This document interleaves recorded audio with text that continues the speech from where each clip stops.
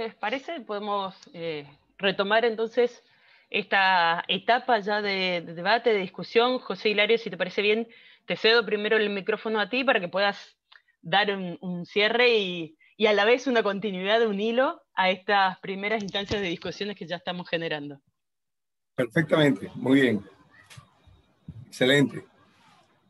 Ahora ponemos la lámina, por favor, Sofía, para terminarla con la lámina. Vamos, no, perfecto.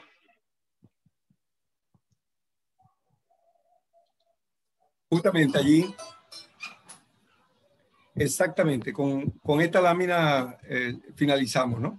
Entonces comentábamos que con toda la información que se dispone, en la que aquí hoy mostramos solo algunos ejemplos, muy lejos de ser exhaustivo, queda claro que la humanidad transcurre en este momento una crisis civilizatoria que a finales de este siglo debe tener consecuencias realmente impredecibles para la vida en el planeta, no solamente la vida humana, toda la vida en el planeta. Pero queremos cerrar, a pesar de que esas noticias no son buenas, recordar que lo pequeño es hermoso. Y la parábola de la estrella de mar, quizás algunos de ustedes la conocen, ¿no? Esto es del video de la potencia de una visión. Permítame rapidito, porque creo que eso es lo que aquí se está haciendo hoy. Es una parábola muy interesante. Una persona ve a lo lejos, en la orilla del mar, en un amanecer, a otra persona que tira estrellas de mar al mar. Estaban en la playa. Y la persona se acerca y le dice: ¿qué hace usted tirando estrellas de mar? Si la playa está full, está completa de estrellas de mar, pronto el sol va a calentar y todas se van a morir. Entonces el señor agarra una, la tira al mar y dice: esa no se va a morir. Entonces es un poco la parábola justamente de cómo hagamos lo que hagamos, por muy pequeño que parezca, siempre tendrá significado, ¿no? Y quiero cerrar así, pues ustedes hoy y aquí son el mejor ejemplo de eso, de que a pesar de que las noticias a nivel global no son buenas, que de lejos el COVID-19 no es lo peor que le está ocurriendo a la humanidad, sin embargo, se pueden hacer cosas y ustedes lo han demostrado hoy. Así que con eso queríamos terminar. Muchas gracias. Muchísimas gracias, José Hilario, por haber participado también de esta instancia con este planteo de una discusión, de un debate, ¿sí?, al respecto del tema central que hoy estamos ofreciendo y con el que estamos aprovechando para reflexionar sobre un contexto, si bien lo decía Ramón al principio, ¿no?, de esta jornada, las jornadas filosóficas del Instituto siempre han buscado reflexionar sobre una situación particular que estemos viviendo. Y en este caso, más que nunca, salta, digamos, a la vista esta situación particular de pandemia en la que se está viviendo ya, insisto, en el caso de Argentina y de Misiones hace 7 meses, lo que nos lleva, ¿no?, a pensar un poco más allá también de lo que es nuestra rutina diaria, pero a la vez profundizar ese pensamiento de la rutina porque nos han modificado en todo, ¿sí?, en todo sentido, sin dudas. Fernando... Permíteme, Sofía, agregar algo en beneficio del debate ahora, ¿no? Que es justamente lo controversial del tema. Lo controversial, es decir, por eso es bien bonito el debate, bien bonita la diferencia de ideas, porque es que en el mundo todos sabemos cómo el tema del COVID es tremendamente controversial, ¿no? Hemos visto cómo el presidente de Estados Unidos, principal potencia mundial, acusa de manera directa y abierta a China de haber provocado eso. O sea, imagínense ustedes. Supimos también cómo por primera vez en la historia de la humanidad la cuarentena se aplica a las personas sanas, cuando muchos expertos opinan que eso es un error. Es decir, siempre en casos de pandemia, a quien aíslas es a la persona enferma y a los de mayor capacidad de contagio, pero nunca jamás a toda la población, esté o no esté contagiada. Es decir, el tema del COVID-19 es un tema absolutamente controversial. Por eso, sin duda alguna, es objeto de debate, ¿no? Nosotros lo que quisimos señalar es que a pesar de que es una situación extremadamente grave, que puede estar produciendo entre 2 y 3 millones de fallecidos en el planeta, es de lejos, muy lejos, los problemas graves que la humanidad tiene que enfrentar hoy en día. Digo, en ánimo de producir el debate, ¿no? Totalmente de acuerdo. Fernando Díaz, colega del instituto, ¿sí? Colega tuyo también, José Hilario, es profesor de matemática, levantó la mano, así que le doy el micrófono, que lo habilite y Mi más comparta sentido, entonces también. mi más sentido pésame al colega de matemáticas. Fernando, te Gracias, bien. escuchamos. ¿Se escucha bien? Sí, sí, perfecto. Bueno, y voy a hablar de matemáticas, sí. Cuando, cuando decimos que al arrojar una moneda al aire, ¿no es cierto? Hay un 50% de probabilidad, 50% de probabilidad que salga cara. Todos sabemos, ¿no es cierto?, cuál es el experimento detrás de la afirmación matemática de la probabilidad. Pero cuando nosotros leemos que al utilizar barbijo la probabilidad de contagio es un 3%, al utilizar solo uno de los dos que se están encontrando la probabilidad de contagio es un 10%, y si ninguno utiliza el barbijo, entonces la probabilidad de contagio es un 50%, tenemos que tener claro que no sabemos cuál es el experimento detrás de esa afirmación matemática. En ambos casos estamos diciendo que la probabilidad es un 50%, pero en un caso tenemos una completa seguridad de lo que dice el número 50% y en el otro caso no. Y tenemos que ser conscientes de eso cuando escuchamos y leemos las noticias. Estos números los saco de un meme que circuló hace un tiempo, ¿no?, sobre el uso de barbijo.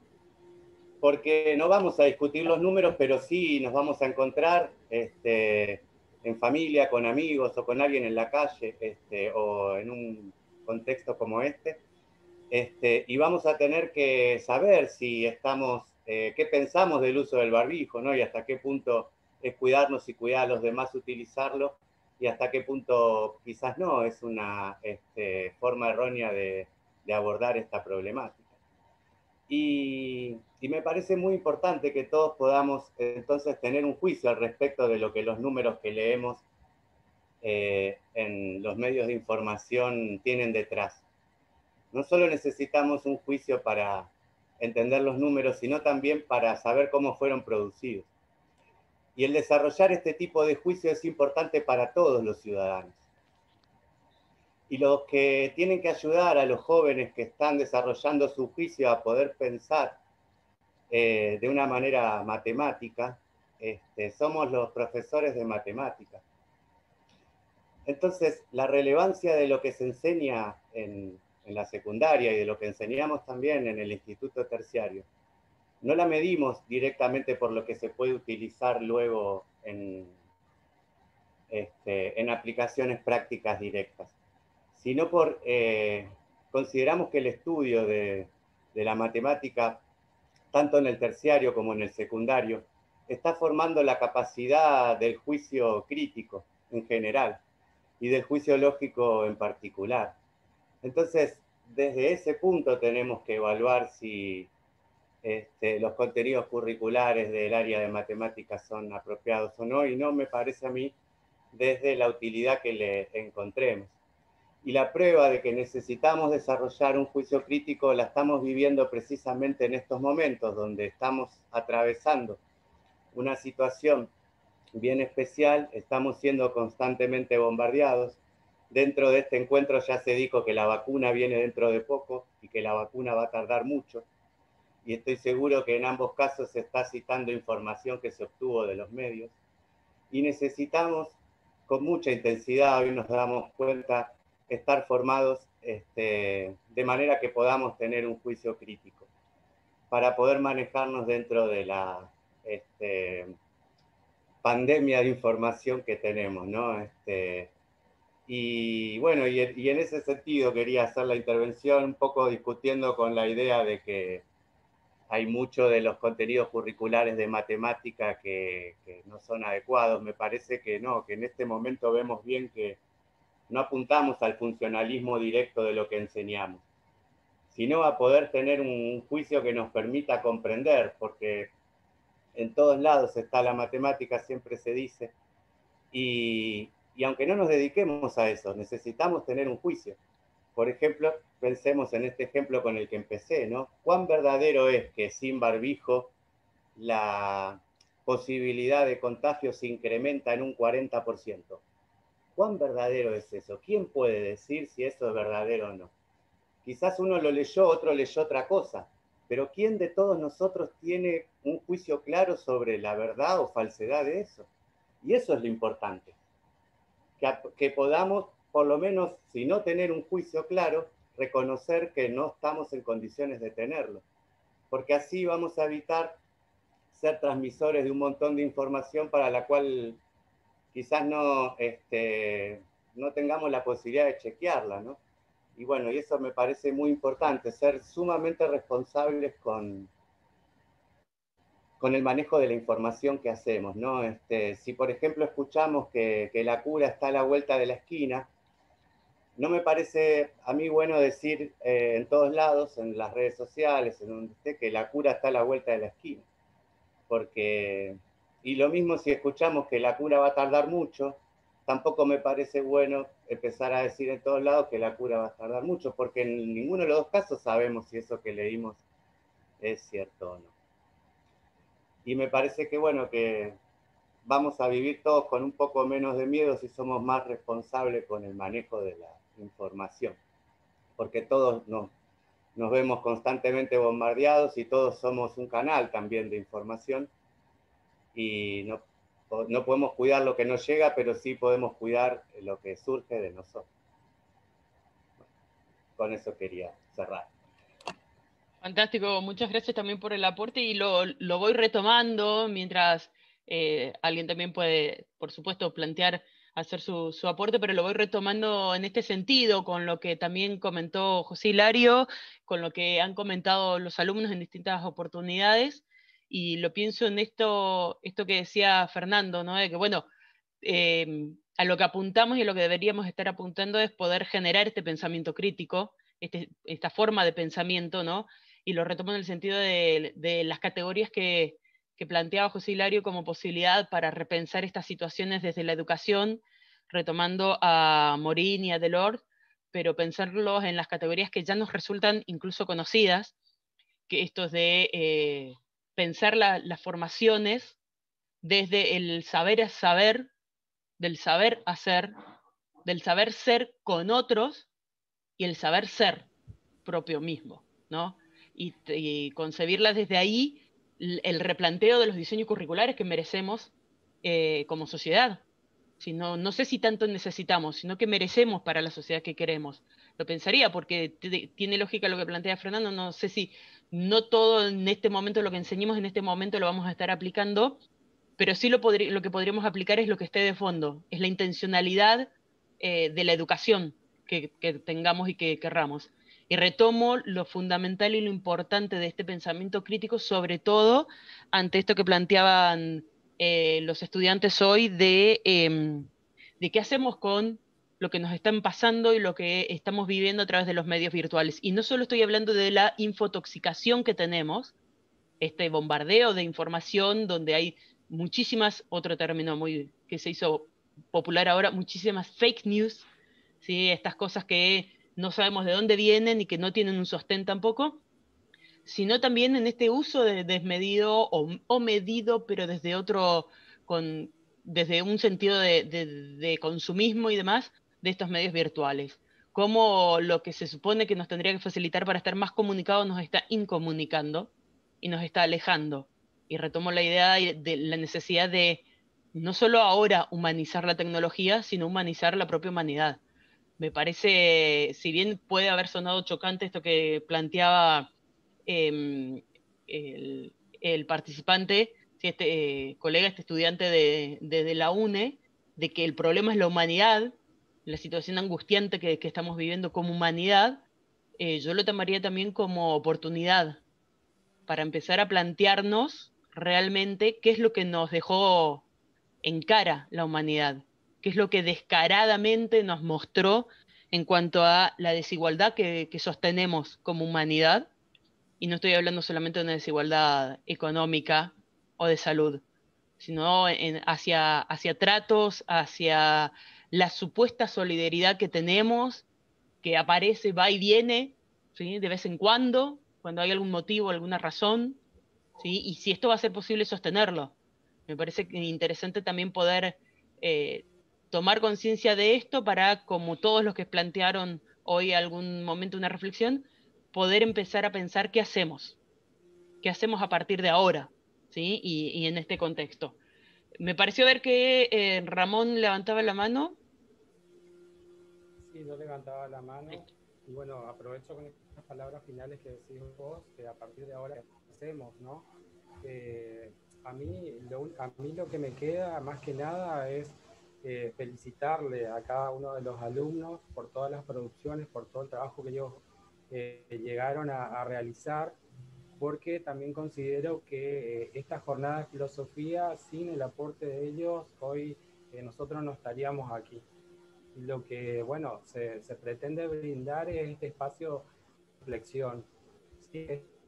Reflexión de esta realidad que cada uno de nosotros estamos experimentando.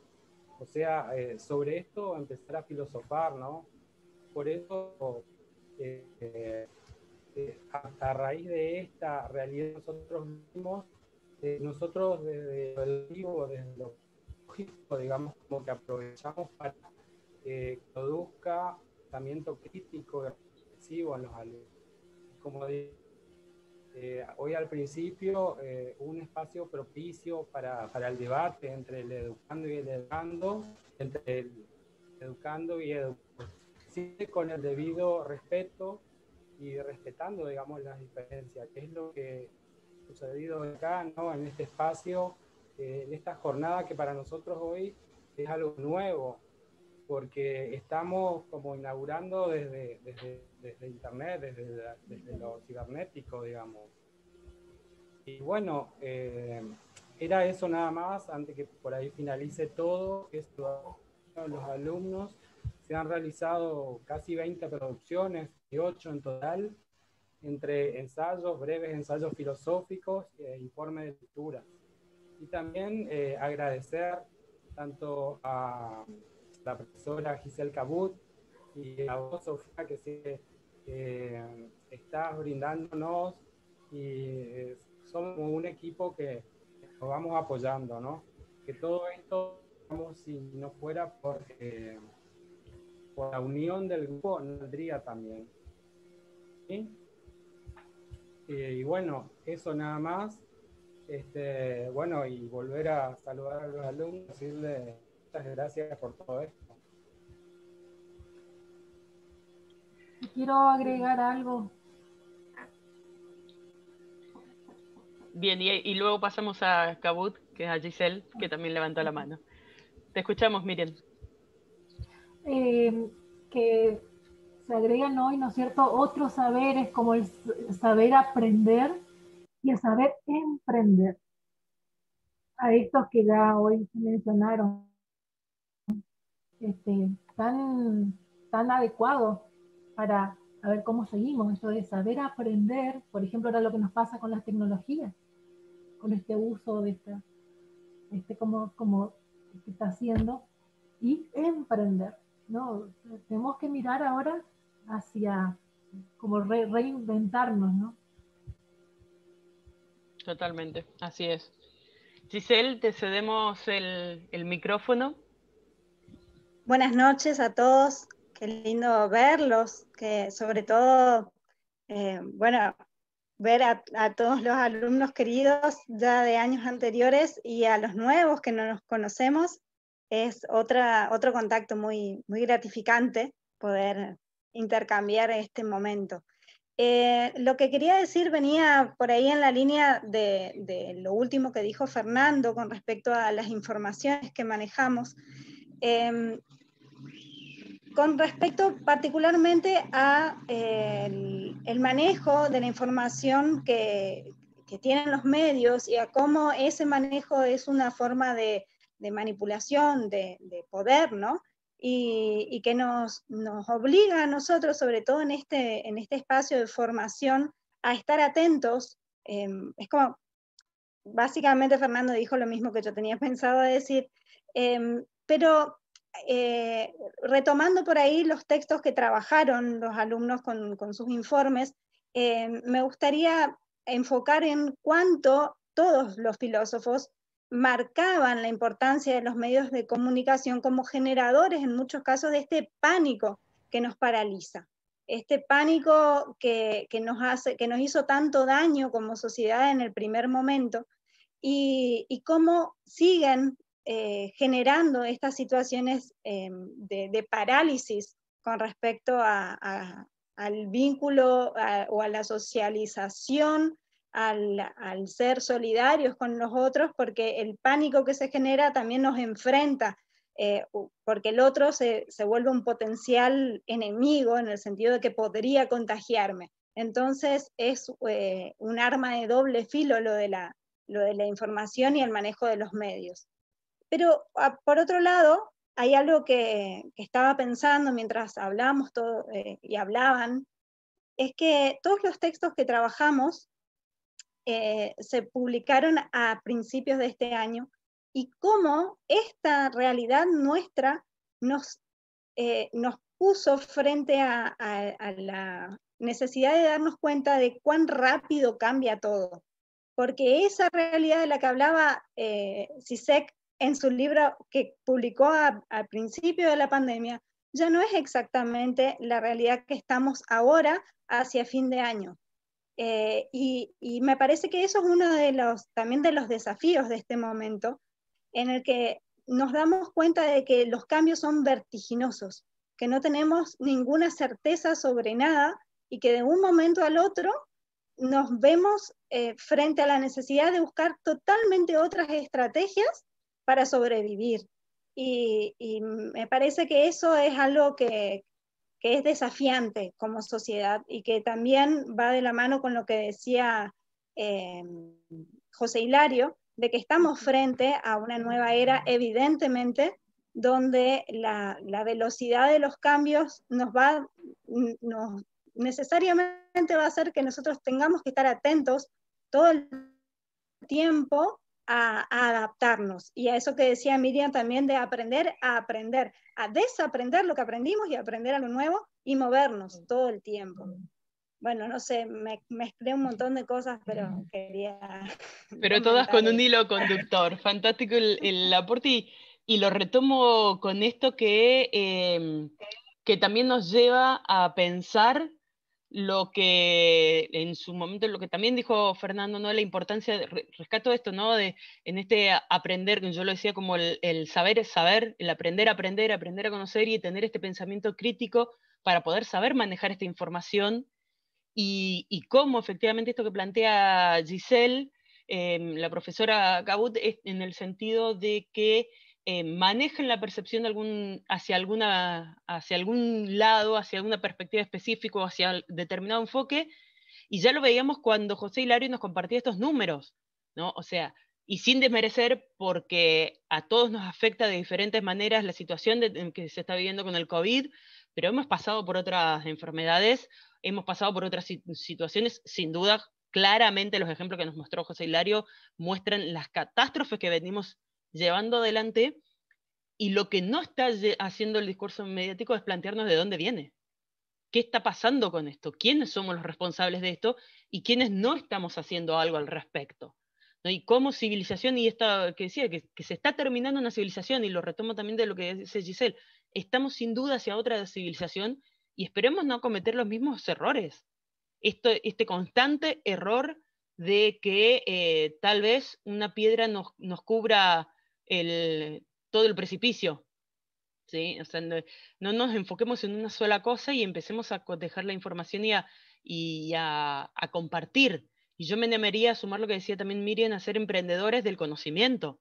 Empecemos a reconocer nuestra capacidad cooperativa, pero también individual, colaborativa, y como sociedad y como cultura, de generar conocimiento cierto, real, ¿sí? Desde nuestra propia experiencia y de lo que estamos viviendo, sin tener que estar dependiendo constantemente de otras ideas, ¿sí? O de planteos que vengan desde otros sectores, y poder realmente poner en práctica este pensamiento crítico para poder discernir las luchas de poder que hay detrás de cada discurso, sobre el cual nos vamos llevando.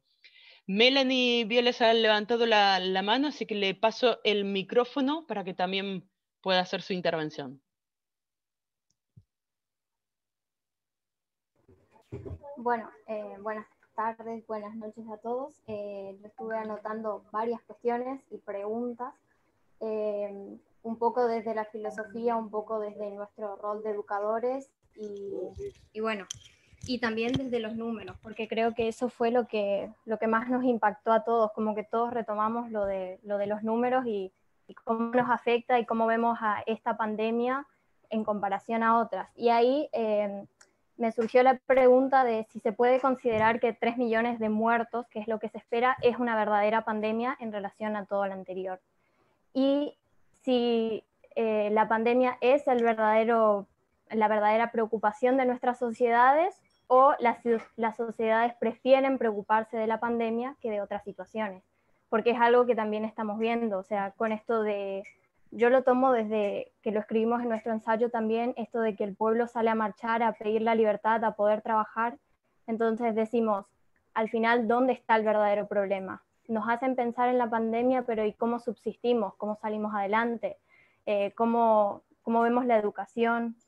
Y también pensaba en la filosofía. Antes nos preguntábamos el origen del mundo, el origen del hombre, el origen del lenguaje, y ahora nos estamos preguntando cómo va a terminar el mundo o qué hacemos para que no se termine. Y la conciencia que tenemos que tener sobre esto. En el seminario de educación ambiental también veíamos todos estos números sobre el petróleo, sobre cómo está el medio ambiente, y nos poníamos a pensar entonces, nosotros estamos pagando las consecuencias de aquellos que iniciaron con el petróleo hace 250 años atrás. Entonces nos toca a nosotros inventar una nueva realidad por algo que no ocasionamos. Y ahí es donde veo el tema de la manipulación mediática y de la educación. Manipulación, ¿por qué? Porque las redes sociales solo hablan del COVID, sobre cómo nos cuidamos, o escrachando a aquellos que no cumplieron la cuarentena.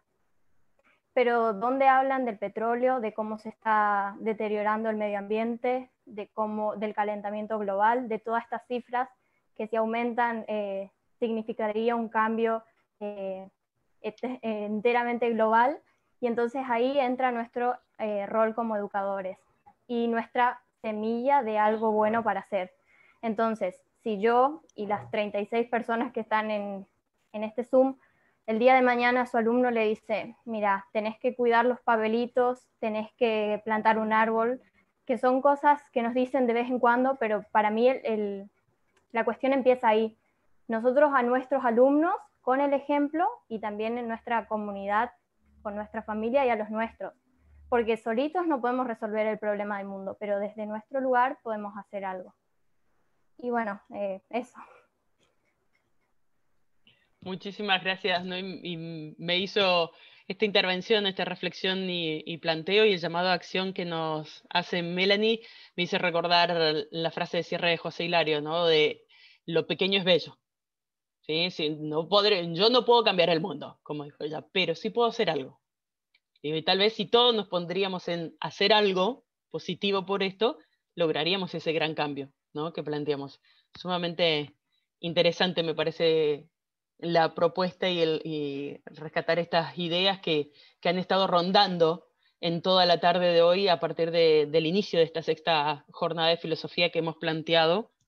¿Sí? Allá a las 5 de la tarde, fíjense, ya estamos 20-30 pasaditos y seguimos más o menos el mismo flujo de participantes. Y esto no es menor, ¿sí? Como lo decía José Hilario hoy, no es menor lo que estamos haciendo, no es menor tampoco que tantos estudiantes sigan participando, tantos colegas sigan estando conectados, ¿sí? Y participando de estas reflexiones y estos debates. Quedan 8 minutos de esta sesión. No sé si alguien quiere agregar algo más. Si no, le pediría entonces unas palabras de cierre de la jornada a la señora rectora. ¿Sí? No veo, le recuerdo, o habilita, el que quiera comentar algo todavía, o habilita el micrófono o levanta la manito desde los controles de Zoom, porque como no puedo ver a todos, no sé si por ahí pidieron la palabra y no los pude ver. Yo quiero nuevamente agradecer al profesor, a los alumnos y a José Hilario, que estuvo así dispuesto a hacernos esta presentación, a hacernos pensar, ¿no? Así que muchas gracias, José Hilario. Yo hoy no mencioné que nos están acompañando personas del equipo de investigación del instituto.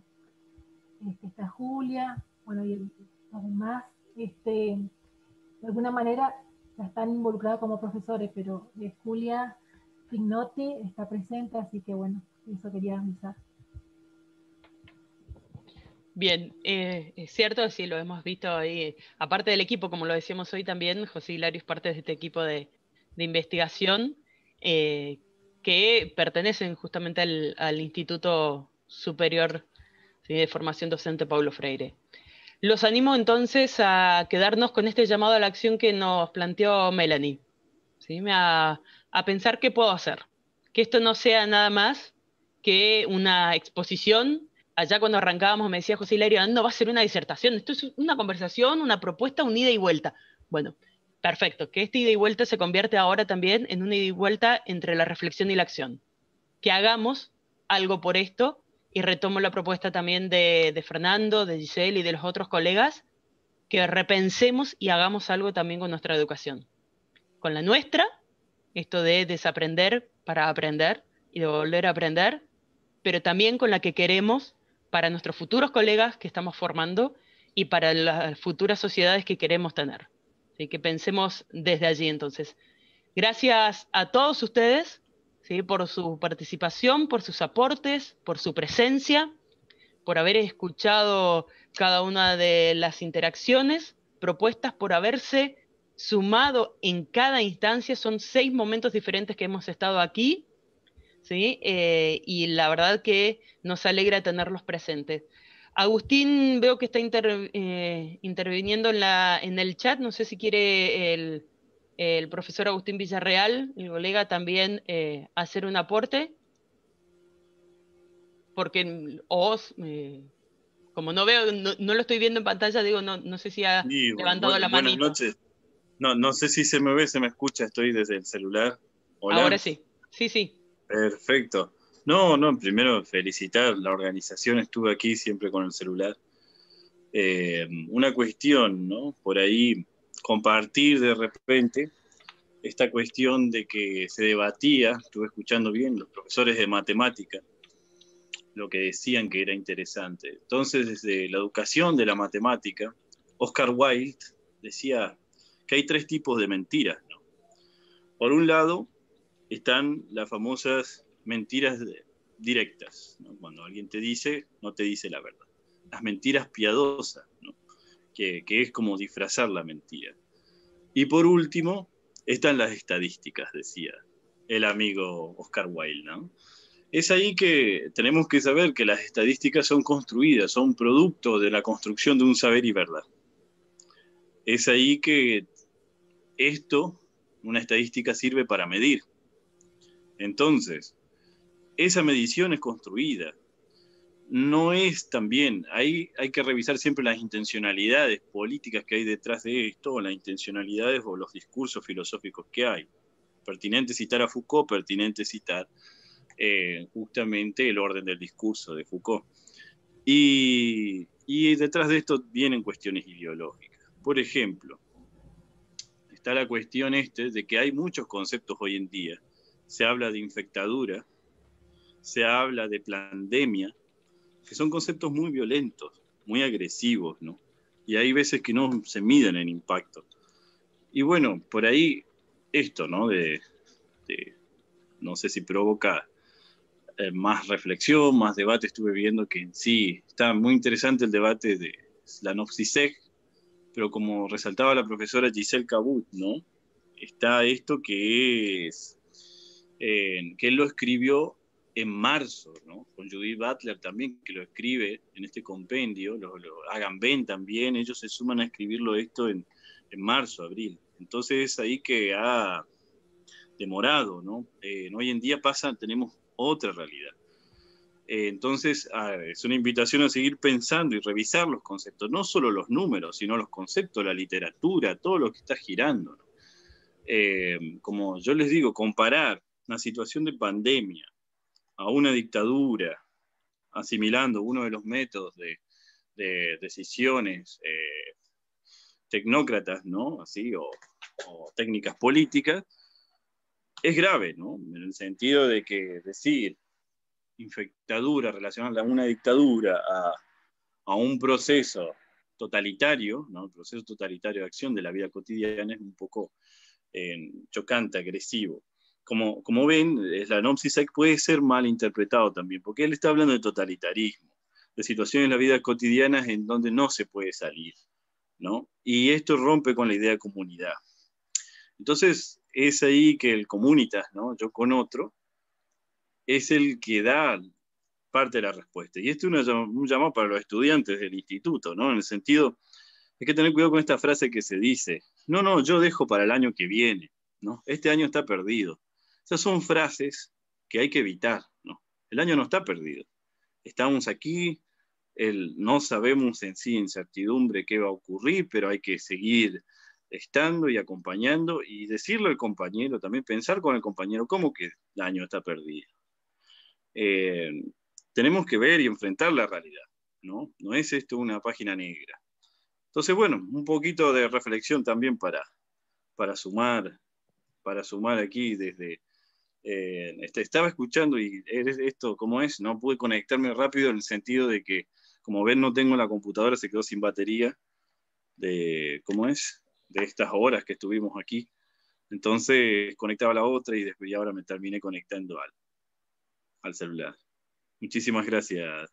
Por favor, gracias Agustín por el aporte también y nos quedamos sí, también con esta reflexión, ¿no? Mucho para seguir pensando y debatir y esta reflexión de nada está perdido. No hemos perdido nada este año, me parece que hemos ganado muchísimo, si lo podemos ver de esta manera, ¿sí? Y el esfuerzo y el trabajo en conjunto que estamos haciendo también nos enseña mucho para poder apreciar esto. Así que a continuar trabajando y ponerle ganas el resto de este año, de esta jornada, pero también al resto de nuestras vidas y pensemos también desde lo micro a lo macro. Muchísimas gracias a todos por haber participado, muchísimas gracias por seguir allí y espero que pasen un excelente resto de semana, una excelente jornada también en el día de mañana y los próximos días.